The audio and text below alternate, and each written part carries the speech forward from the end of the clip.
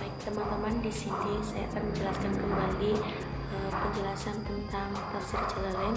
Di sini saya akan menjelaskan tentang ayat 14 dan 15 pada tafsir Jalalain yang dikarang oleh Imam Asy'uti dan Asy-Syaikh Al-Mahali.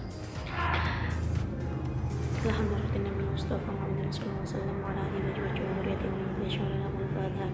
Bismillahirrahmanirrahim. Alhamdulillahirabbil alamin arrahmanirrahim maliki yaumiddin. Iyyaka na'budu wa iyyaka nasta'in ihdinas siratal mustaqim siratal ladzina an'amta 'alaihim ghairil maghdubi 'alaihim waladdallin. Thumma inna al-'alama Jalaluddin Muhammad bin Ahmad bin Halim wa Syekh Al-Mustafa Jalaluddin Abdul Rahman bin Abu Bakar As-Suyuti nafa'anallahu bi 'ulumihi amin. Ya, kita lanjutkan untuk membaca ayat 14-15. Bismillahirrahmanirrahim.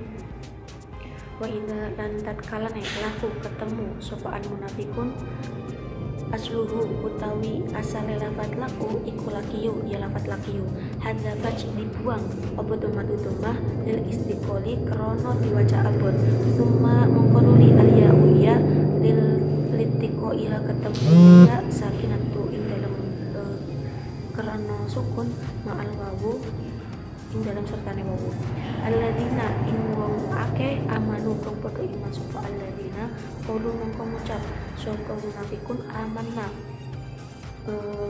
iman kita ida kholau mongko tatkala metu minhum saking alladzina amanu raja'u lan padha kembali sapa munafikun ila syayatinihim maring pira-pira setane munafikin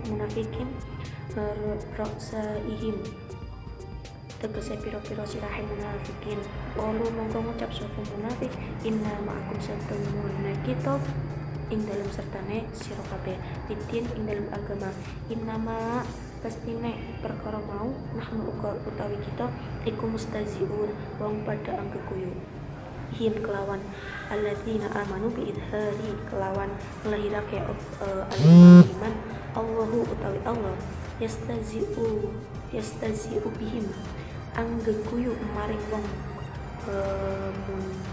munafikin yujazihim tegese ambales sapa Allah ing munafik bil istihzi'ihim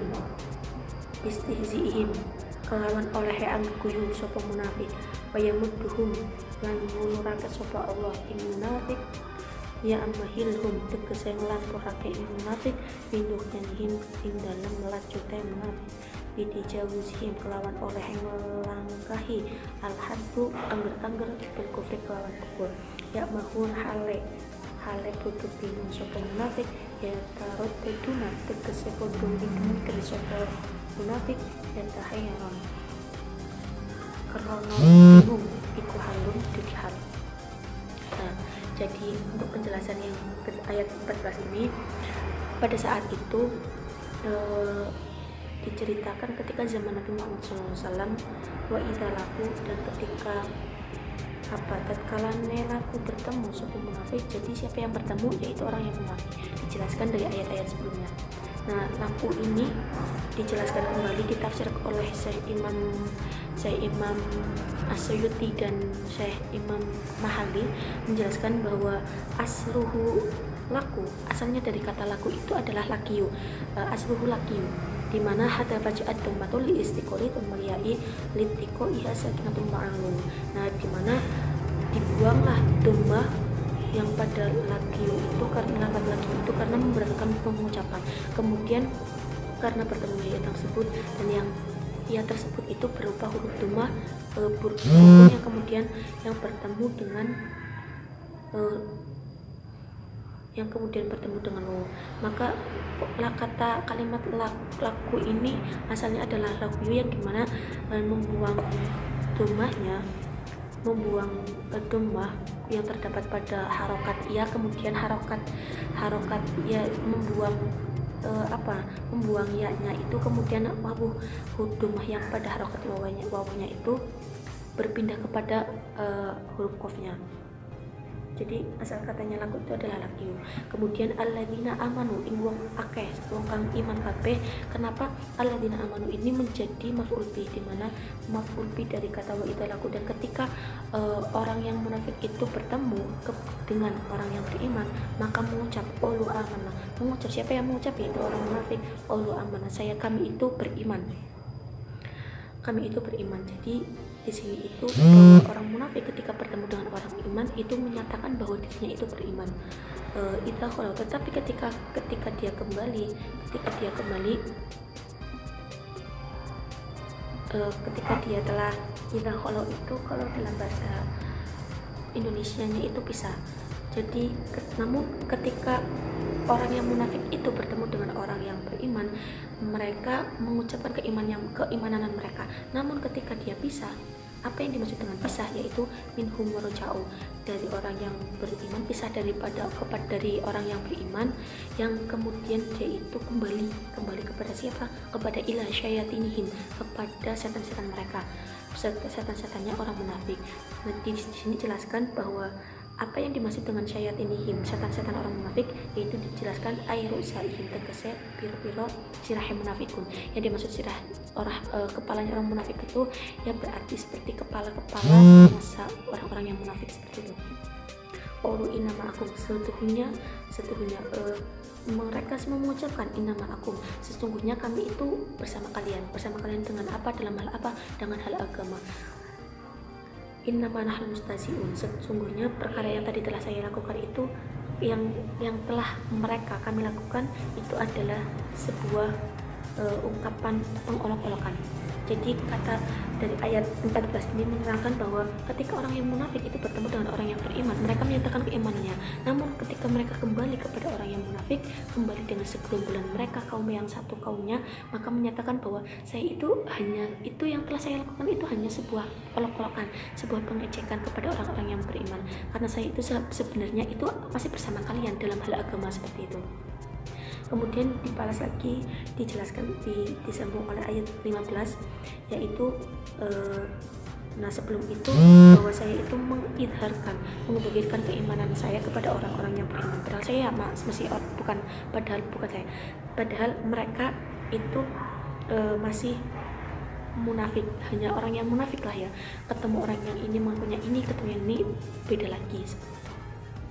Allah yastahzi'u bihim, Allah yastahzi'u anggeguyu maring wong munafikin. Jadi Allah itu memperolok-olok mereka, memperolok-olok orang yang munafik. Yujazihim, ambalas munafik kelawan oleh anggeguyu sapa munafik. Jadi Allah itu membalas olok-olokan kepada, Allah itu mengolok-olok orang yang munafik tadi. Dengan cara apa? Dengan cara membalas dengan olok-olokannya, dengan cara mengolok-olok kembali orang yang munafik. Kemudian yang menghilum lan nglurake sapa Allah, yang menghilhum tegese nglanturake sapa Allah fi dunyanihim ing dalam lajute piti jadi simpul. Nah, jadi yang ayat 15 itu menerangkan Allah itu memperolok-olok mereka dengan cara apa? Membalas olok-olokan mereka dengan cara membiarkan mereka terperdaya dalam kesesatan mereka, yakni melanggar batas kedisiplinan kepercayaan terumat. Maka ketika orang yang munafik ini kepada zaman Nabi Muhammad menyatakan keimanan mereka, kemudian ternyata ketika kembali kepada orang yang munafik, dia munafik lagi, dia tidak menyatakan keimanannya, dia merasa berhasil mengolok-olok orang yang beriman. Namun ternyata Allah sendiri, Allah yang maha melihatlah, membalas olok-olokan mereka dengan cara membiarkan mereka dalam kemunafikan, membiarkan mereka dalam keadaan bingung tanpa tujuan, membiarkan mereka terperdaya dalam kesesatan mereka. Allah tidak memberikan suatu hidayah kepada mereka, tapi tetap membiarkan tentang kesesatan mereka, keburukan yang mereka lakukan dibiarkan. Itulah cara Allah untuk mengolok-olok mereka kembali. Bukan berarti ketika mereka mengolok-olok tidak ditaati oleh Allah, tapi diketahui oleh Allah yang maha melihat. Allah Asami yang maha melihat. Kemudian dari ayat 14 dan 15 ini berkaitan dengan asbabun nuzul, itu pada seorang pemuka Madinah yang namanya itu adalah Abdullah bin Ubay, di mana Abdullah bin Ubay itu salah satu orang yang munafik, ini yang dinamakan munafik karena Abdullah bin Ubay itu menyatakan keimanan kepada orang yang beriman, dan kadang ketika kembali kepada orang yang Yahudi, orang Quraisy, kafir Quraisy yang kafir, ya dia menyatakan bahwa dia itu masih mengikuti agama yang dia anut, yaitu orang yang kafir yang tidak mengimani tentang adanya keimanan. Abdullah bin Ubay itu adalah salah satu orang Yasrib yang dimana ketika itu beliau ingin mencalonkan diri sebagai penguasa atau menjadi kepala negara di Madinah, yang ketika itu masih krisis di Madinah tentang kepenguasaan, tentang kepemimpinan. Maka ketika itu datanglah Nabi Muhammad yang membawa Islam, karena ada segerombolan orang yang ketika tawaf kemudian mendengar ada kabar bahwa ada seorang laki-laki yang membawa berita yang membuat ketenangan, yang membuat kedamaian, pembawaan agamanya. Maka ada yang mengislamkan diri kepada Nabi Muhammad, kemudian meminta untuk Nabi Muhammad hijrah juga ke kota Yasrib, yang kemudian beliau menjadi penguasa atau menjadi kepala negara di kota Madinah. Maka ketika itulah Abdullah bin Ubay itu merasa iri, merasa dengki, dan ingin Abdullah bin Ubay menjadi salah satu pelopor provokator terjadinya suatu permasalahan khususnya untuk agama Islam itu sendiri. Nah, ketika itu Abdullah bin Ubay itu sedang berada kepada segerombolannya, yaitu orang Yahudi, seorang yang kafir. Seperti ini, wahai teman-teman, lihatlah bagaimana saya memperolok-olok orang Islam, bagaimana reaksi mereka terhadap apa yang saya lakukan. Lihatlah, kemudian Abdullah bin Ubay di sana terdapat para sahabat Nabi yang diantaranya itu adalah Khalifah Rasyidin. Nah, ketika di situ Abdullah bin Ubay mendatangi mereka, menyapa mereka dengan cara menyapa mereka, mengakui keimanan, beriman dengan mengakui tentang kenabiannya Nabi Muhammad, mengakui tentang keislaman. Kemudian disapalah Abu Bakar, wahai Abu Bakar, sahabat Nabi, orang kedua setelah Nabi yang berada di Gua Hiro ketika Nabi dikejar-kejar orang kafir, kemudian orang yang menghibahkan seluruh hartanya demi menjalankan, demi melancarkan, demi perjalanan untuk menyebarkan agama Islam. Salam wahai Umar bin Khattab, Amirul Mukminin yang menghibahkan segala kekuatannya, yang selalu menjaga Rasulullah dengan pedang yang terkenal dengan yang sangat tajam dan lain sebagainya. Kemudian juga menyapa dengan Ali dan Utsman, begitu sampai seterusnya.